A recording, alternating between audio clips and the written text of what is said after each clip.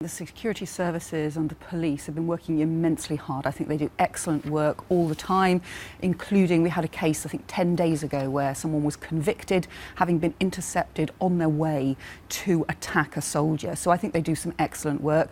I think that their hands have been tied, I think, by the government. I think we should have had control orders in place across this Parliament, which we haven't had because they removed some of the powers, and I think that has caused them more problems. But I do think they do immensely important work to keep us safe all the time. So if you win the election, you will be bringing back control orders? We think it's right to bring back this relocation power. That's the most important part of the control orders, and that's what allows the agencies and the police to say to the Home Secretary, someone needs to be moved away from their networks, away from the radicalisation extremist networks that they might have been working with, in order to disrupt any plots that might be being planned, but also to try and prevent further radicalisation. That's what's been removed, and that's what we advised against. And my worry is when you look at all of these cases that are being reported now in the papers, there's so many of these cases where people were allowed to return to London, for example, to continue to operate with their networks.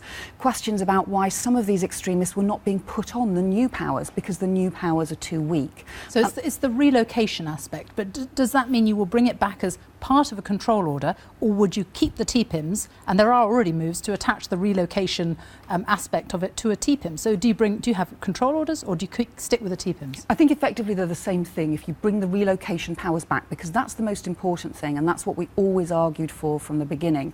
Because, you know, if you look now, we are being told that there's a considerable risk that the threat has increased because of all these people who've been going to Syria, planning further attacks in Britain, and yet only one person is on a TPIM. Only one person. And that, I think, demonstrates really clearly that those control powers are simply not strong enough. And that is happening, and you need the stronger powers in place. It is happening already, isn't it? And they are moving already to bring back the relocation part of the control order and attach it to the TPIM. So you are happy with what the government is doing on that front? But it's taken them 5 years. 5 years of us arguing, 5 years of security experts arguing that this was the wrong approach. And so I think, you know, the fact that Theresa May could take the decision to remove those relocation powers against all that expert advice, against the arguments that were made in Parliament, I think was the wrong thing to do.